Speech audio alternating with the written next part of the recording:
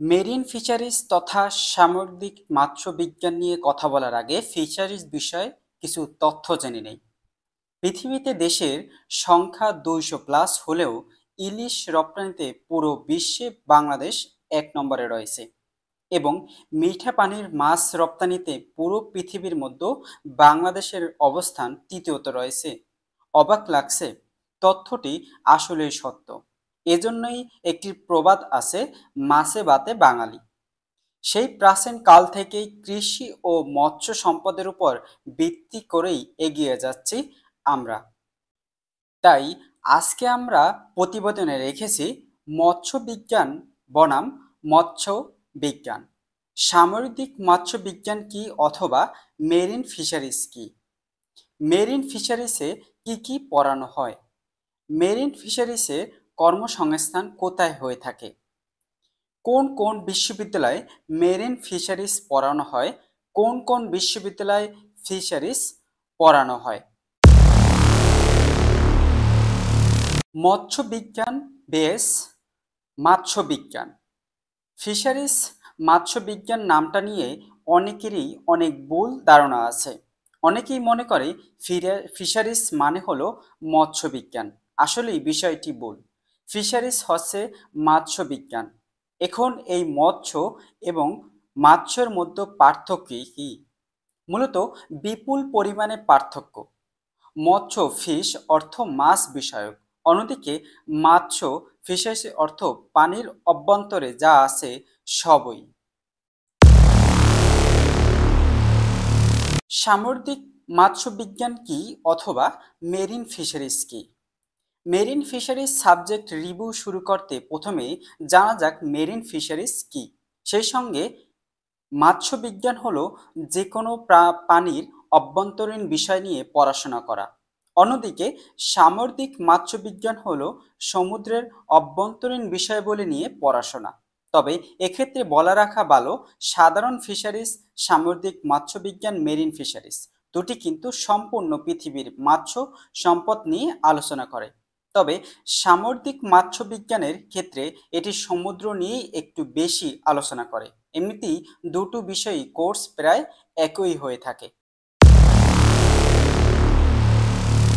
Marine ফিশারিজে কি কি পড়ানো হয়? সামুদ্রিক মাৎস্যবিজ্ঞান জীববিজ্ঞানের একটি ফলিত শাখা। ফলে এখানে একটি গুরুত্বপূর্ণ অংশই থাকবে জীববিজ্ঞান বিষয়ক। যাদের পছন্দ জীববিজ্ঞান তাদের জন্য অবশ্যই বেশ উপযোগ্য হতে পারে এটি। মোট 150 ক্রেডিটের লম্বা একটি বিষয় এটি, তাই বেশ কাঠখড় পোড়াতে হবে বলাই যায়। মেরিন ফিশারিজ কি সেটা এতক্ষণে জানা হয়ে গেছে। এখন আশা করা যাক পড়াশোনা নিয়ে। এই বিষয়ে কোর্সগুলো মূলত গবেষণা ও ক্যারিয়ার ভিত্তিক। ফলে তাদের গবেষণা কিংবা চাকরির দিকে যাওয়াই ইচ্ছা, তাদের জন্য বেশ ভালো সুযোগ। 4 বছরে থাকছে মাছ অন্যান্য সামুদ্রিক প্রাণী বিস্তারিত আলোচনা, অন্যান্য সামুদ্রিক জীব নিয়ে বিস্তারিত আলোচনা, বাস্ত্র সংস্থান, জলজ চাষ, হ্যাচারি ও পোনা বিষয়ক আলোচনা, অণুজীব বিজ্ঞান, অর্থনীতি, হিসাব বিজ্ঞান, ব্যবস্থাপনা, সাথে রসায়ন ও গণিতের কোর্সও থাকছে এই ডিপার্টমেন্টে। শুধু কি বই পুস্তকের জানেই বলবে? ল্যাব কোর্সগুলোর সাথে আছে বাধ্যতামূলক গবেষণা। হ্যাঁ, চতুর্থ বর্ষেই গিয়ে টানা 1 বছর বাধ্যতামূলক সকলকেই গবেষণা করে আর্টিকেল প্রকাশ করতে হবে। এতেই শেষ নয়, প্রতি বছর একবার করে মোট 4বার ফিল্ড ট্রিপে নিয়ে যাওয়া হবে কক্সবাজার, সেন্ট মার্টিন, সুন্দরবন, চট্টগ্রাম ইত্যাদি জায়গায় নিয়ে যাওয়া হবে। এগুলোই কিন্তু কোর্স অন্তর্ভুক্ত। এগুলোর জন্য বরাদ্দ 4 ক্রেডিট। তাই পড়াশোনা বই পুস্তকের পাশাপাশি চলবে হাত কলমেও। মেরিন ফিশারিজের কর্মসংস্থান কোথায় হয়ে থাকে? মেরিন ফিশারিজের সামুদ্রিক মাৎস্যবিজ্ঞানের কর্মক্ষেত্র আসলে দুটি। সমুদ্র এবং অন্যান্য জলজ উৎস সবই সামুদ্রিক ও মাৎস্যবিজ্ঞানের ক্ষেত্র। যেহেতু মাছ রপ্তানিতে পুরো বিশ্বে বাংলাদেশের সেরা, অতএব এই বিষয়ক কর্মক্ষেত্র কতটা তা তো সহজেই অনুমান করাই যায়। অতএব সহজেই এসব প্রতিষ্ঠানে যুক্ত হওয়া যাবে।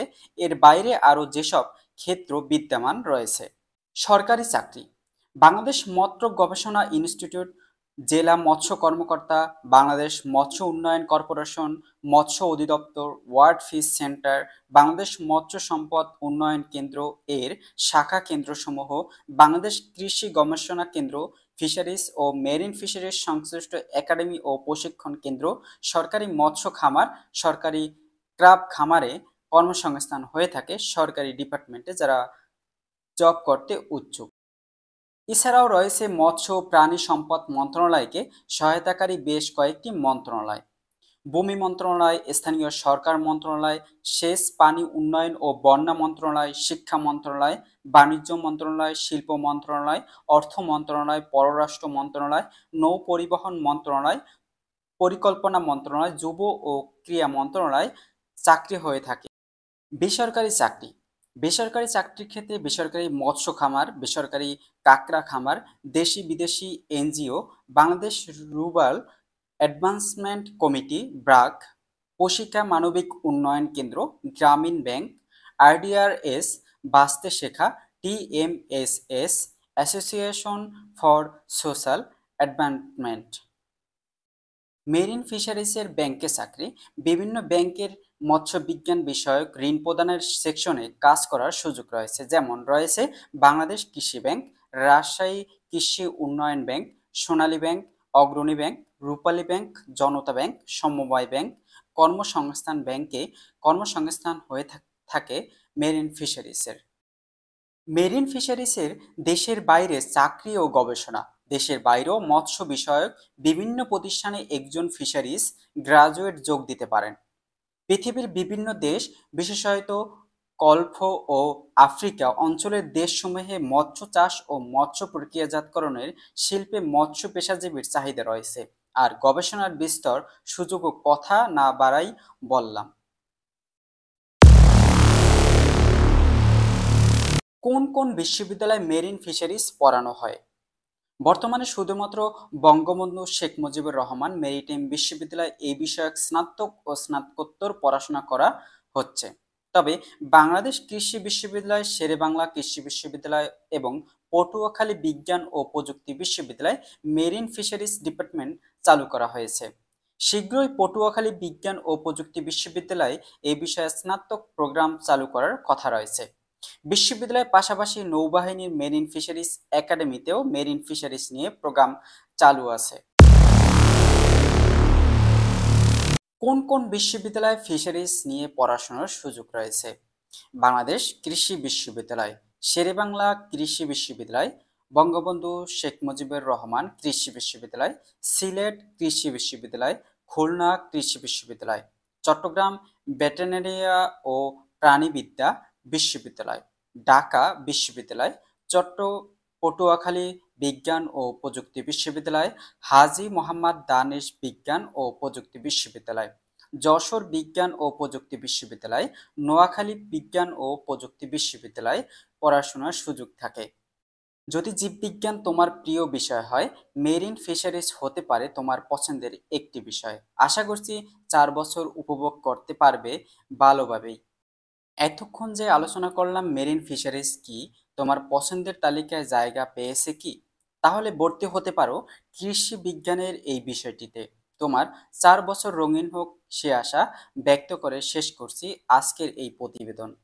পরবর্তী তথ্য পেতে চ্যানেলটির সাথেই থাকবে। ধন্যবাদ।